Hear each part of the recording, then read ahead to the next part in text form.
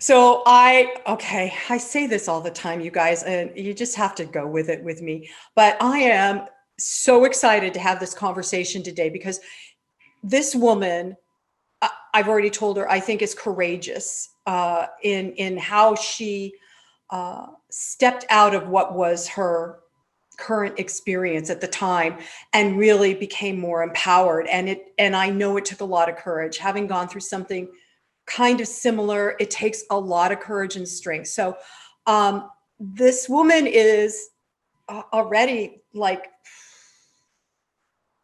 a hero of mine in many ways. She's an author and a psychotherapist.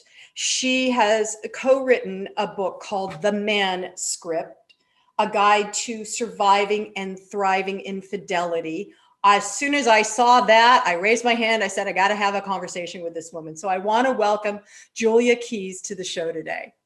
Thanks so much, Susan. And what an introduction. Thank you so much. Oh, it's heartfelt. I'm telling you, it's heartfelt. I recognize when I read part of your story, I was like, oh my goodness. So if you wouldn't mind sharing what your story was, Sure. I think that would be helpful to so many people.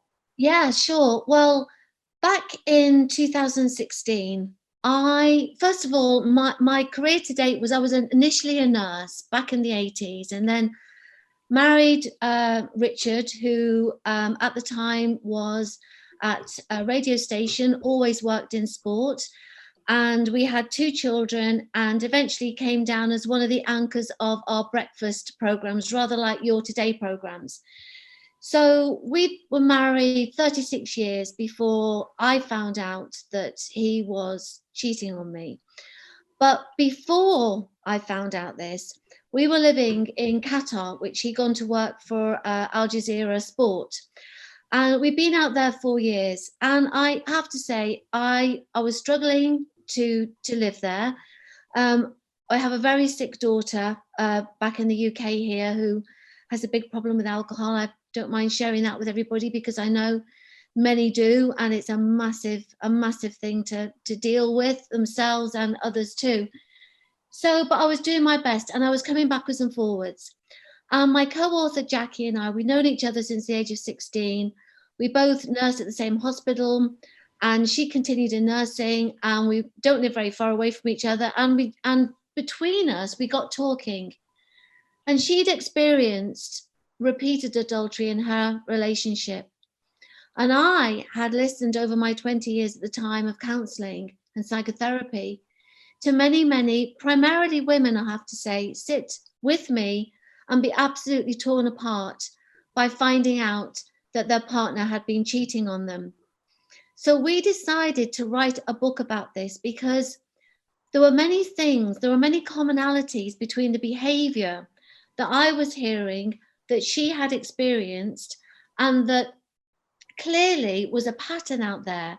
So we wanted to give a heads up and say, right, girls, if you start to notice these, there could maybe be little minute changes, and there's a feeling about it, like a gut feeling, definitely do not ignore it, because you ignore a gut feeling, I think, at your peril.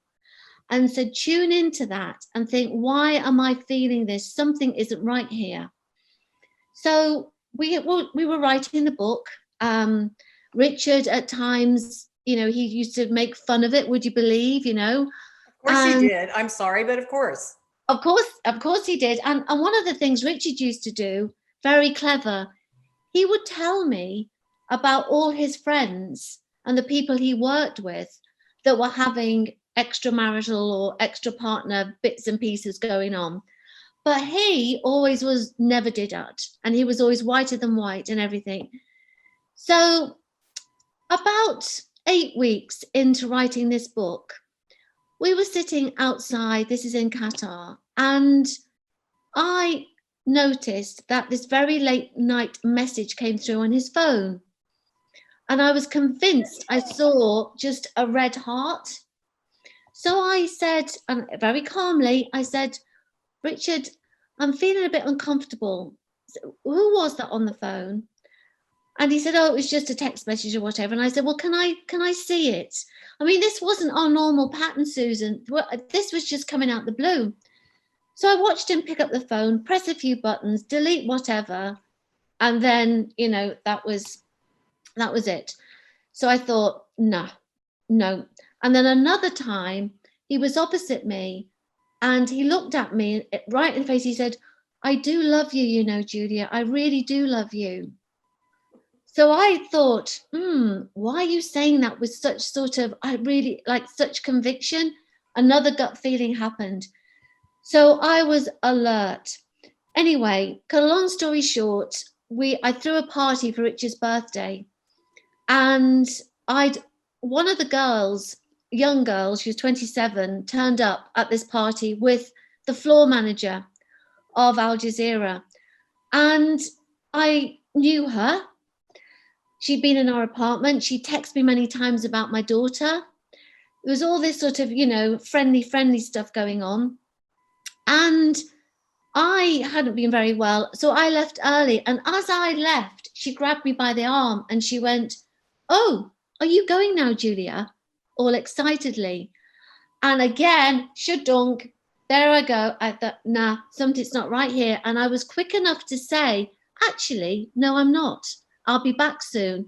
Because I thought, something's not right here. So that night, Richard came back. It was about 5 o'clock in the morning. And I thought, I've got to get his mobile phone. Something is not right. And I went to the phone and there were the messages. So I woke him up and, you know, I said, you are having an affair. And of course he denied it. And in true style, and we say this in the book a lot, you know, you are totally undermined by saying it's all in your mind. You're off your head. You're going mad. Over and over again. You don't trust me. Why don't you trust me? Yeah, this is typical of you. I never do anything, you know, and on and on and on and on. Anyway, finally, that was probably in the April. I came back to the UK just because I was looking after my daughter. Richard arrived in the May. We were due to go away for a week together, which we did. We took our daughter with us. When we arrived at this place where we were staying, just a little cottage, my daughter and Richard fell asleep. And a message came through on his phone, and it was from her saying, oh, I wish I could give you a big cuddle. I feel so sorry for you. Blah, blah, blah, blah, blah. Well, my heart now, Susan, is going, boom, boom, boom, boom, boom, boom. 90 to the dozen. I thought, right, thank you very much. So I pretended to be Richard. So I text her back, oh, I know, I miss you too. And on it went till I had enough evidence to be, well, I had it there anyway, didn't I? Let's face it. Yes. And he had nowhere to run, nowhere to hide. And that really was the beginning of me categorically having evidence. And then we can talk again what happened about subsequently from there. So as you're telling your story, Julia, it is very much like my story. And I mean, my experience of uncovering betrayal in my 28-year marriage is very similar to yours. And which is why I was making faces and going, oh my God, because so this is common, right? Yes. This isn't just like unusual in one relationship. This is a common thread of how, well, I know women cheat too, right? Because the woman has to also then be participatory in, right? Yeah. But it's more of a common thread with the men. It's more of a common thread with the men because there is a theory that it's more of a sexual desire as opposed to an emotional need. But when you talk to, you see, when men are cheated on, they actually do, they do not do well when women cheat on them at all. And I think there's an element whereby they probably don't express themselves as easy as we do. You know, we like to talk things out. But with men, I think there's an element of hiding because of the ego, and they don't want to say to their friends, this is what's happened to me. So they tend to hang on to their feelings of hurt a lot longer. And then they tend to have more of a possessiveness with other relationships because of the fear of losing that person and because of the hurt that still remains within. So they have those that have been cheated on, men, they really do have a tough time. But for us women, sorry, you're going to say, Susan? Well, yes, because those men that get cheated on and have a hard time letting it go, and I understand the ego, and are they also cheaters? Right? Do you see, like in my experience, there was ongoing yes, affairs, and then I had one. I'm telling this out loud, boy, everybody. Yeah. And it felt like I was impelled to do it to get his attention. And his reaction was, he was floored how I would ever do that. Yeah. And he had everybody had to talk him off the ceiling because God forbid, right? And this wasn't it wasn't a relationship, for me. It was he's not listening. Well, let's get your attention. Yeah. Yeah. And and so that's why I'm asking, are the men that have a hard time overcoming it, are they also the cheaters? Not necessarily, Susan. No. I mean, some are, you see, that situation whereby somebody accuses you of doing something that they're actually doing themselves. Right. Somebody will project their behavior onto you and you're thinking, where on earth is this coming from? This has got nothing to do with me, because they're actually doing it themselves. And there are those situations. But there are, some women can be incredibly ruthless with the way they do treat men. And a lot of men can be incredibly ruthless with us women too. So it's all out there. I just think that from a male perspective, they bury it a lot more than maybe we do. But when it hits you, like you've had yourself, Susan, oh my gosh, it is like, I've never experienced anything like it.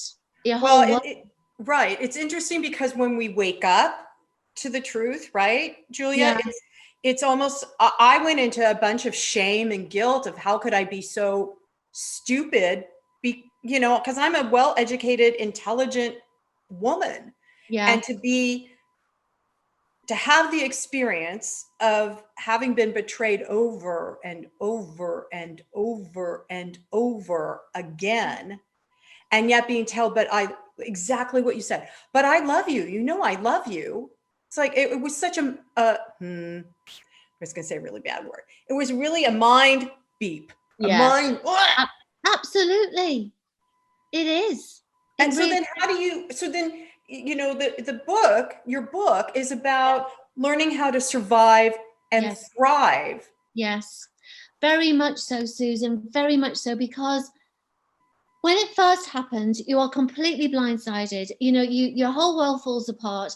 And to be honest, and I don't know if I've ever said this, but for me, it was like a double betrayal. And I'll tell you why.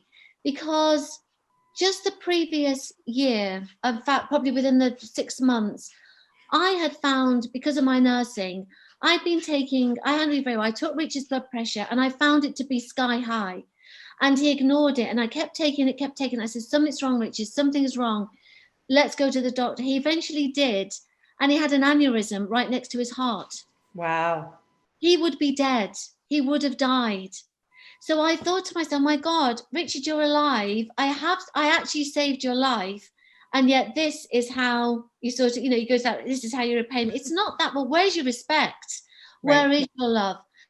So in terms of how do you turn this round within yourself, when you're facing all the hurt, the pain, the loss of what you thought you had, the loss of the person you thought they were. I mean, I don't know about you, Susan, but I think it takes a long time to work out who somebody really is because of all the attachment feelings you've got. And you sort of go through your relationship and you go, well, God, maybe then he was doing this. Maybe when he did that, he only was manipulating me because he didn't want me to do this. And all of a sudden, your relationship starts to just crack, fragment, and you think, my gosh, what have I been in for the last, in my case, 36 years? And it's really hard. And that's you know, a majority of your life, or Yeah. half of your life. And to come Yeah. out of that going, I spent half my life with this, especially when you, like you're saying, when you can connect the dots, that Yeah. it's not just a one-off, it's a ongoing. Yeah. And you know, I thought my ex-husband, we always said we were each other's best friend, right? And Yes. and when I filed for divorce, you know, he wanted to remain in the house, and he wanted us to remain good friends, and he even, oh my God, what I experienced was an individual who wanted to go on Weight Watchers with me so he could look better. Yeah. Which meant I'm doing the cooking and the planning. I was like, oh, hell no, time for you to go. You got to go. I was constantly being devastated and heartbroken while he remained in the house. And then when the divorce really got underway, it was shattering, life shattering. Now, but I do have to say, Julia, I came out better, but I came out better because I developed a relationship with myself. And you talk about that in your book, The ManScript. 100%, very much so. And just to say something about what you were just talking about there, it's all within, you know, narcissistic traits are a nightmare because they're all about the me, myself, and I. And everything is about, you must love me, you must give me attention, and I will get it from any point, whatever. So it's really, really hard to deal with because there's such a lack of empathy, and they always go for empathic people. So one of the things on the day that a couple of days within me finding out, and obviously there was uproar and all the rest of it, Richard turned around to me and said, Julia, you are my wife. You are meant to help me through this. This is what you're here for. And I was so taken aback, I had to write that in my phone, in my notes, honestly, just to go, oh, did I hear that right? Did I hear that? So it's been a long road back. It's now 5 years, and it's only this year where actually the divorce was completed. We separated immediately, just purely by countries. He was over there, I came back here. But actually, when we went to Qatar, we sold a house here, so I actually had no home. So when I did leave Qatar, that was actually the only house and home I had. So I stayed with a friend when I first came back. And probably, you see, the thing, what was happening, and again, lies and manipulation are so key to this. And that's what I think is so hard to get your head around, which is why in the end, you have to focus on yourself. And you have to start thinking about, who am I? Who am I? Because I met Richard when I was 19, coming on to 20. And my identity had been part of a partnership. And mine as well. I had not developed my own personal self, and I got married at 25. So yeah, and I was 22, Susan, and so we developed together, but I developed as part of someone. And you know, Rich is a very dominant character, very controlling, and you know, so, and I'm very passive. So I probably was really easy to live with in that respect, that I'm young, I don't, you know, and I'm just going along with things, and I'm supporting him. And I always said he was a good provider, Susan, but emotionally inept. And now I realize what I had as a husband, and without a shadow of a doubt, I had someone with a narcissistic personality disorder, and that takes a lot of getting your head around. And I think it's really good to understand those traits so you can put them into context within your relationship. Yeah. But the one person you've got to concentrate on then is you, and you have to find yourself again. And you have to, or even just begin the self-definition of who am I, because I have several clients that have come to me at the beginning or during divorce, and they're very passive. I guess I must have been passive because I put up with it, but I wasn't sure, I wasn't sure how to get out of it. So the idea of my ex-husband was dominant. He was a big personality. He drew people to him like flies. He was fun and seemingly happy-go-lucky and all that. So, there was a lot of wool being pulled over. Yeah. Yeah.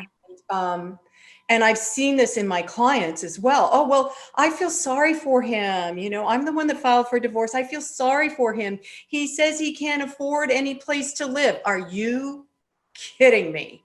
Yeah. And when I bring up this narcissistic patterning, they're like, no, really? Oh, no. And then as they get further along in their uncovering who they are or who they were never, right? Because we become very worthless in a relationship like that. Yeah. We don't feel empowered. We don't have self-esteem because narcissists, have Zippo self-esteem. So they want to make you feel worse than them. Yeah. And it's intentional, ladies. It's intentional. And you can tell I'm a little on fire about this, huh, Julia? No, because and you use the word narcissistic personality disorder. And I know you're a psychotherapist. Yeah. And I think that's what triggered me, because really that to me lets them off the hook. Oh, see, it's a disorder. They can't help themselves. And I know lots of people say that. Oh, really? They can't help themselves. And they can't. They can't. This is just who they are. But that's the thing. When you run into a narcissist, everybody, you need to double back, turn around, go in the opposite direction, because they can't help themselves. They are never going to change. Yeah. And every time I thought, with all the multiple therapy sessions we would do because we hit a bump, or I uncovered something, and there was never change. There was never change, ever. No, and there was never change in Richard either. I went through probably 2 years of this, I'm not with her, I want you back, I love you, I don't want to get divorced. The lies were prolific. I think there's an element of sort of being pathological, actually, because they just rolled off the tongue. And, it does make you think, well, have I got this right? Is it this? Because, you do question yourself until Am I crazy?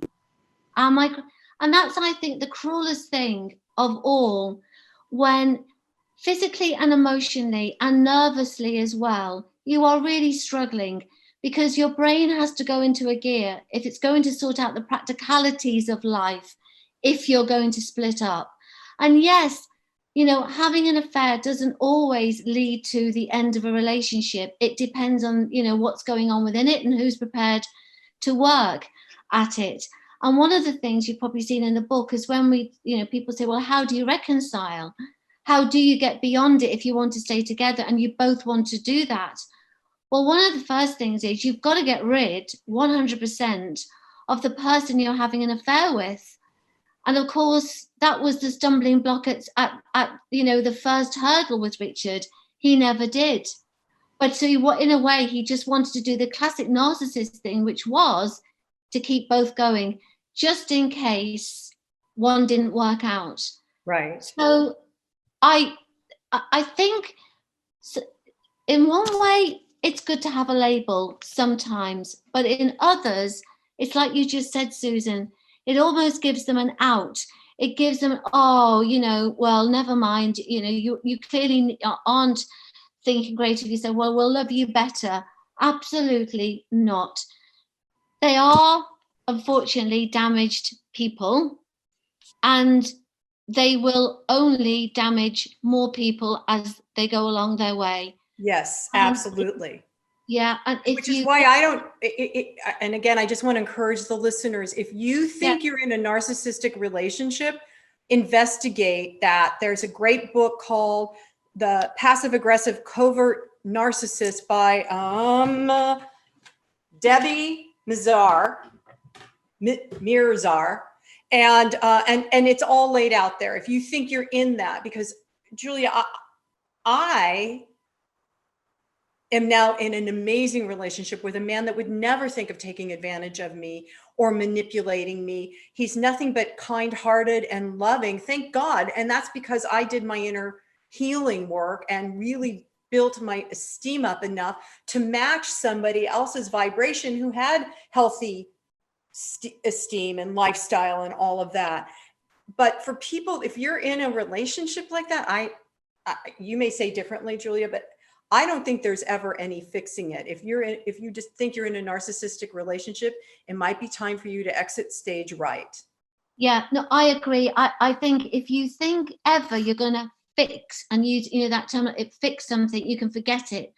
If you don't want to leave it, because the payoff to you, the benefit to you on another level is worth it. And that's what, there's a bargaining going on. Well, I'll put up with this, but because I want that. That's up to the individual.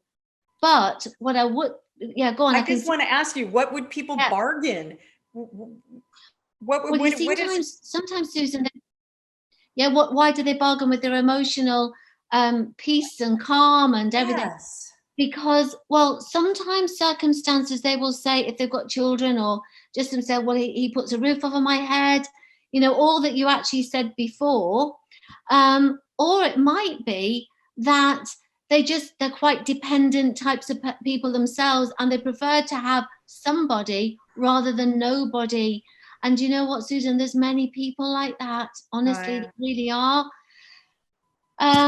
But when it comes to you as a person, where do you make the start to say, I've got to get myself together? And I think the two words that I kept saying to myself over and over again, and that we encourage a lot in the book, is you have to keep saying, I matter. I matter. It doesn't matter. I matter. My feelings matter.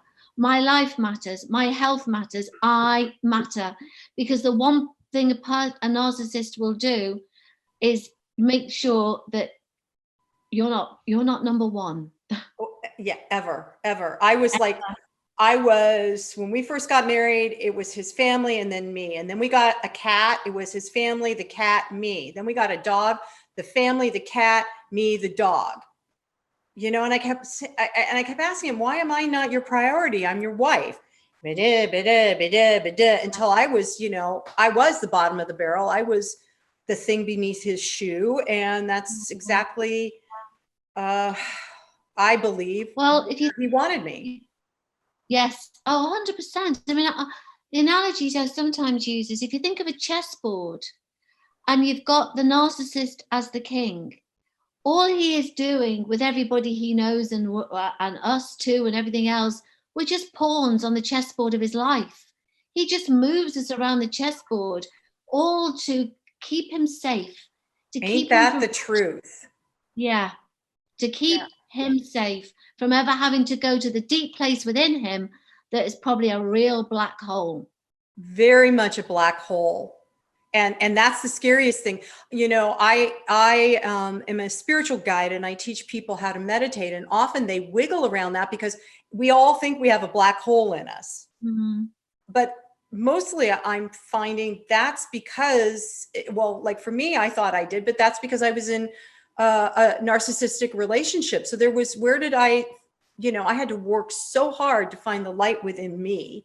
Mm. And then in my experience, he was sourcing my light, right? Yeah. The entanglement, was so entangled, and I didn't realize it until the process of divorce, as I tried to untangle myself. It's fascinating. It is. And also, we were talking about, obviously the book's called a ManScript, and the script that they use when they're actually cheating. There is a script that actually a narcissist use, and there's just 4 things, and it is a pattern of behavior. So what they will do initially is they love bomb you. They make you love them. They make you think you're the only person that they've ever loved in the whole world. When they've got you to a certain point, they then start to devalue you.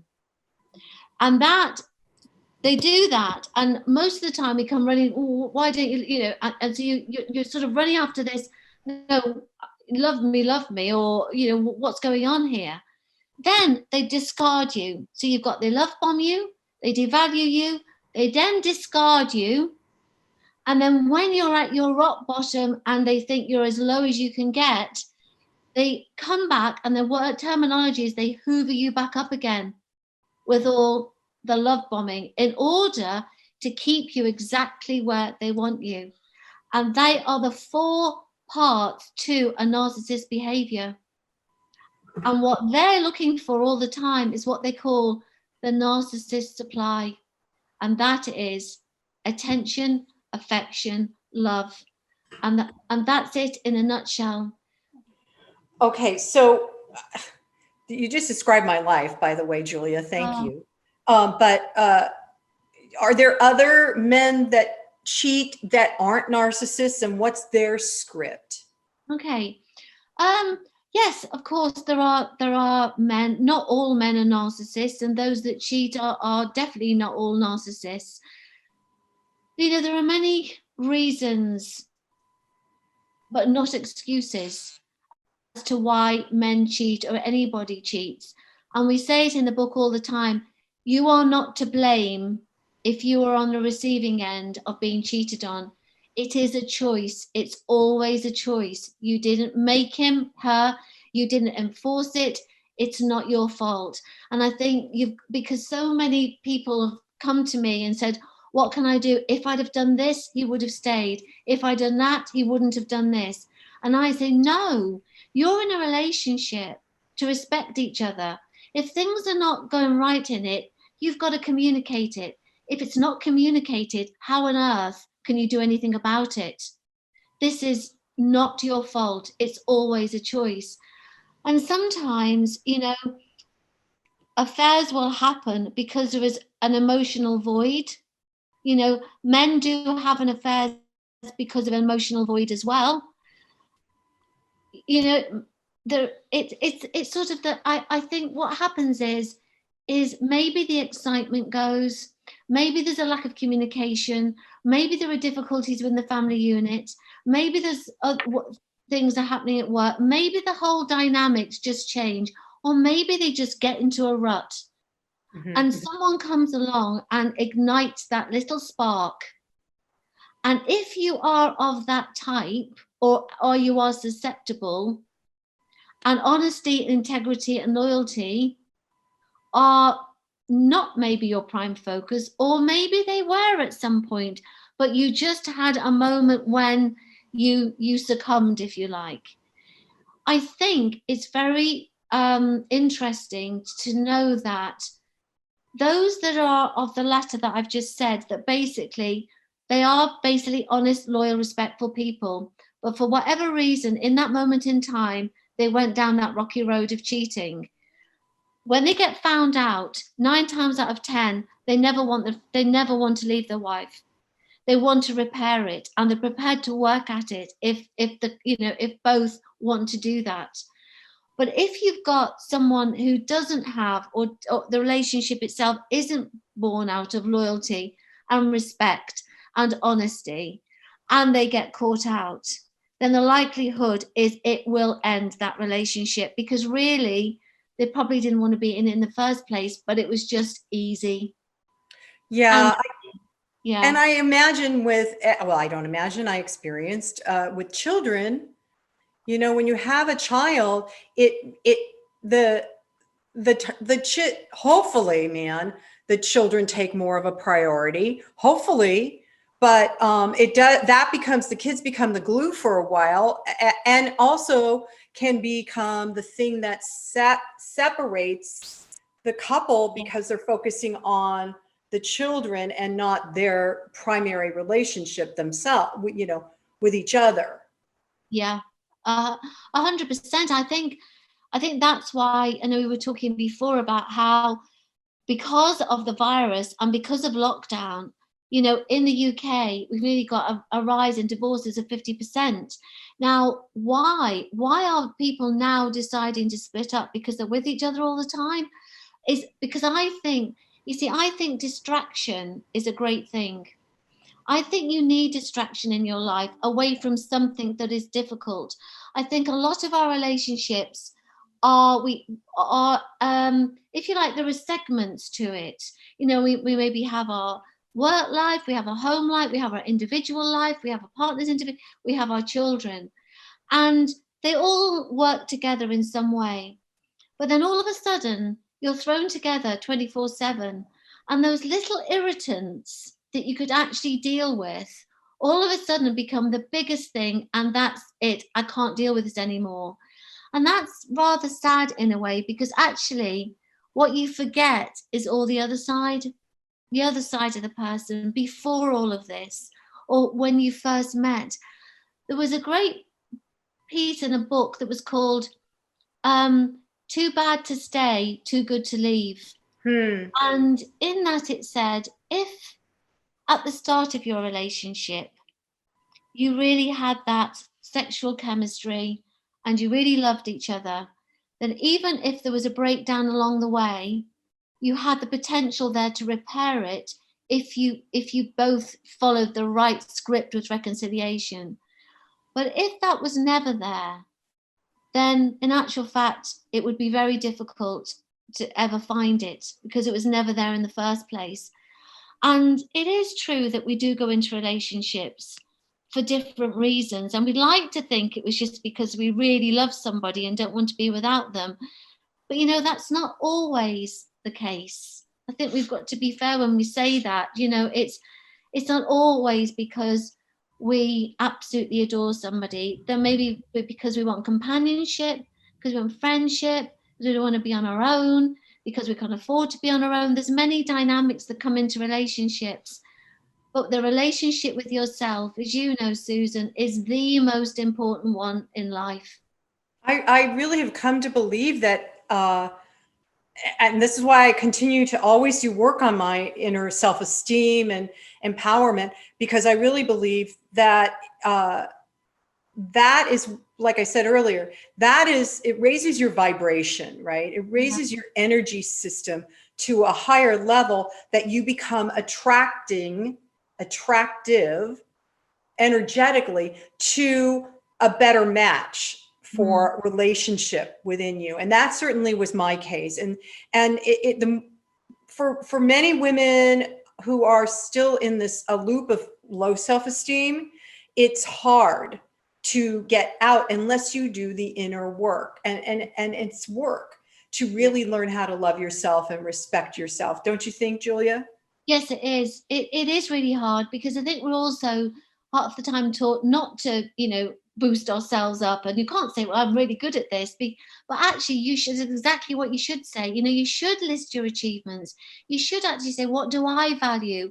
What matters to me? How do I think about this? If I wasn't in this relationship, would I have acted differently at this, and the other?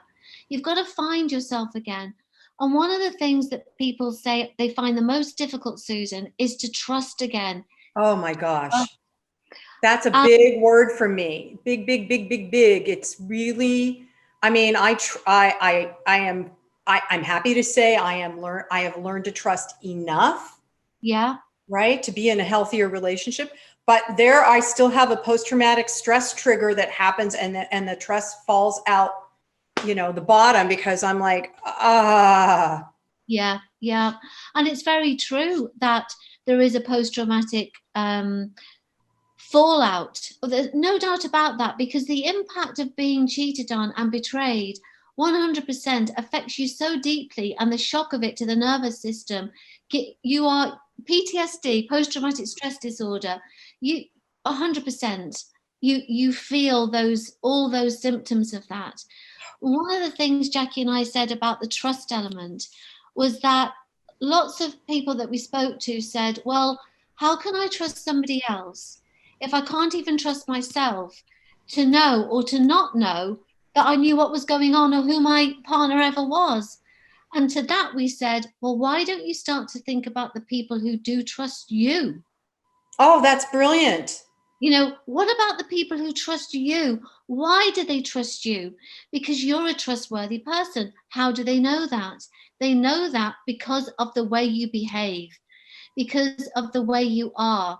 Now take strength from that and know that if someone can trust you, then you can trust yourself. And Oh that's my your God. start point. Julia, that's brilliant. That's brilliant. And you guys, didn't I tell you she's a courageous person for going through what she went through and then coming out the other side? And now you're helping others, which I just am so deeply grateful for and honored to have had this conversation with you today, Julia Keys. So where can people find your book? The book is on Amazon, so you can get the book on Amazon. And I just wanted to also say, for those that maybe find it a struggle on a day-to-day basis, we also wrote, and it's called the My Freedom Diary and Journal. Oh, And this is a step-by-step, literally daily guide to getting through the worst parts.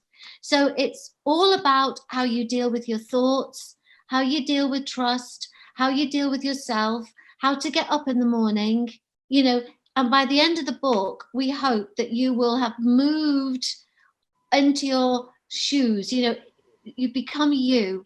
And so that was a sequel, if you like, but it literally is, you know, we've got information and then you've got places to write. And, you know, the first thing we advise you to do on this and then put it away is you actually end up writing a letter. You write a letter.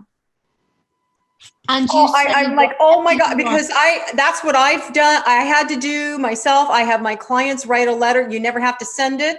Yeah. You don't want to, but oh my God, that's so awesome. Yeah. Write a letter. And then when you've done that, that's it. Day one, you're moving on. So the book we've been talking about today is called The ManScript, Yes. a guide to surviving and thriving infidelity. And I want to encourage everybody to also get the companion that Julia just talked about. The My Freedom Diary and Journal. And that again is, as it says, it's a compassionate helping hand, empowering you to track your personal journey from the place you find yourself in to the place you choose to be. Oh my God, I got chills. I love that. So we're going to have links to the books, the titles and links in our show notes later. But Julia Keys, again, oh my gosh, thank you. Thank you for being who you have become. Thank you for your courage. Thank you for the work that you do. And thank you for that work, because I know it's going to be helping hundreds of thousands of millions of people like me. So thank you for that. Well, thank you so much for being so lovely. It has really touched me, actually, Susan, talking to you, and the fact that the words that you have expressed to me have really touched me deeply, because I, throughout my marriage, never heard words like that. And honestly, well, you're going to be hearing them a lot now, lady. So I am, oh gosh, thank you. I'm really deeply touched. Thank you so much. And to all your listeners out there, we can do this, girls. We can do it. You can do it. I promise you, you can do this. You just need a little bit of help. Absolutely. And so with that, I'm just going to end with, and so it is, namaste. Namaste.